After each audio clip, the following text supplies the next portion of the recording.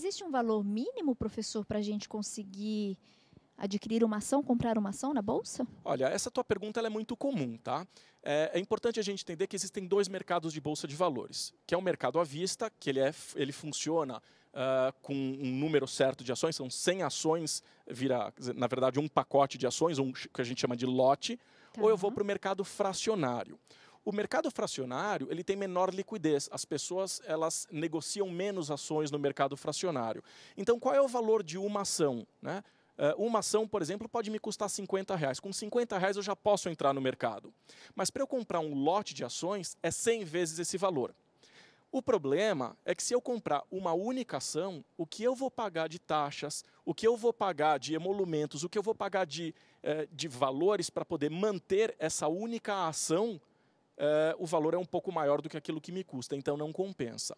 Minha recomendação, quem quer começar a brincar com bolsa de valores, pelo menos R$5.000, o ideal R$10.000. Com R$10.000 já dá para brincar à vontade na bolsa de valores. Perfeito. Uma outra sugestão, turminha, uma outra informação importante. Então, por exemplo, você tem um dinheirinho e você busca essa rentabilidade, né? Lá na frente você quer, de fato, um lucro. Então, por exemplo, você tem essa opção de buscar a Bolsa de Valores, né? Buscar essas ações, e aí você precisa do intermédio de uma corretora. Inclusive, é bom porque daí esse profissional, né, especializado, ele vai te orientar, ele vai passar essas sugestões. Olha, subiu, desceu, é um período bom para comprar, um período bom para vender. Então, a gente tem esse auxílio. Precisa, claro, fazer um cadastro direitinho, mas só para a gente entender melhor, né? Quando a gente vê, inclusive, aí nos telejornais, subiu a bolsa, despencou a bolsa. Então, é importante para a gente, inclusive, saber sobre o mercado financeiro. Outra opção, essas ações que a gente tem direto com o banco. Então, muitas pessoas têm a poupança. Além da poupança, existem os títulos, certo, professor? E aí a gente tem aí alguns termos, algumas iniciais que a gente sempre ouve falar e é difícil entender a diferença. Qual que será que é o melhor? E vamos entender melhor então agora no programa. LCI, LCA, CDB, isso são títulos privados que eu consigo no banco. Isso. Existe a opção de comprar em banco. Tá. As LCIs e LCAs hoje são super comuns, que são as letras de crédito imobiliário e de agronegócio. A ideia é que comprando uma LCI ou uma LCA, você está ajudando a financiar o agronegócio ou as carteiras imobiliárias. Então, você compra hoje uma LCI, o banco vai fazer o recebimento desses valores, vai emprestar esse dinheiro para fomentar o mercado imobiliário ou fomentar o mercado de agronegócio. Esse mercado ele te traz um retorno e aí ele volta, obviamente, para aquele que está investindo no negócio.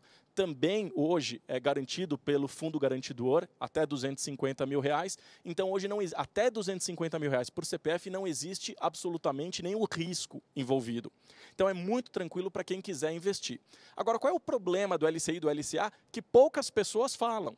Se hoje você for ao banco e quiser investir em LCI e LCA, alguns bancos, não vou citar nomes de bancos, mas em geral eles vão te pedir um depósito mínimo de R$50.000. Então não é todo mundo que dispõe de R$50.000 para começar a fazer um investimento em LCI e LCA. Então existem outras opções. Por exemplo? Por exemplo, a gente tem o CDB, que é o Certificado de Depósito Bancário. O que é isso? Nada mais é do que um depósito que eu vou fazer no banco, por isso se chama um certificado de depósito bancário. É um certificado que eu recebo por ter depositado esse dinheiro no banco. E aí o banco ele vai me remunerar num valor um pouco maior do que normalmente remunera a poupança, porque o banco sabe que eu vou demorar para receber esse dinheiro de volta. Então o CDB ele tem, por exemplo, um prazo de 2 anos. O banco sabe que em 2 anos eu não vou pegar esse dinheiro de volta. Então ele pode trabalhar com esse dinheiro ao longo de 2 anos para me remunerar um pouquinho mais do que eu teria de receita, possivelmente, se eu deixasse o meu dinheiro parado em poupança.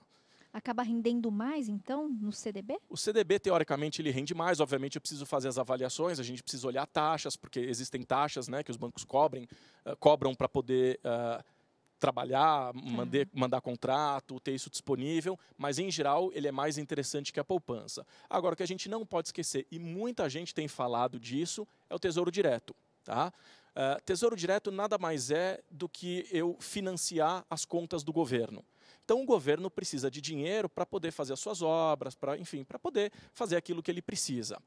Para isso, ele precisa de dinheiro, então ele financia colocando títulos no mercado. Eu posso comprar esse título. Então, quando eu tenho lá uma conta na minha corretora, e aí eu preciso, né, de uma corretora, seja a corretora do banco, seja uma corretora de valores independente, eu consigo comprar frações desse título. Então, normalmente, quando eu vou ali no meu sistema para comprar, eu vejo ali, um título custa R$2.000. Eu não preciso comprar um título, eu não necessariamente eu compro um título, eu posso comprar frações de 10%. Então, eu posso comprar 10% de um título de R$2.000. Então, com R$200, eu já consigo comprar um título do governo. Interessante. E ele rende, normalmente, muito mais do que uma poupança. Hoje de manhã, eu estava dando uma olhada, existem alguns títulos que estão rendendo uma média aí de 12,3% pré-fixado. O que significa isso? Que se eu for levar esse meu investimento, essa minha aplicação até o final, e se não me falha a memória, era até 2017, então não é tão longo prazo assim, a gente consegue ter uma rentabilidade de 12,3%, 12,4%. Se a poupança ela rende 6%, é o dobro. O dobro. Então, deixar o dinheiro... É uma boa diferença, inclusive. É uma belíssima diferença. Lá na frente, imagine o dobro de dinheiro, por exemplo, que estaria ali rendendo na poupança. É só importante a gente dizer que já no Tesouro Direto existe o imposto de renda, que não tem na poupança.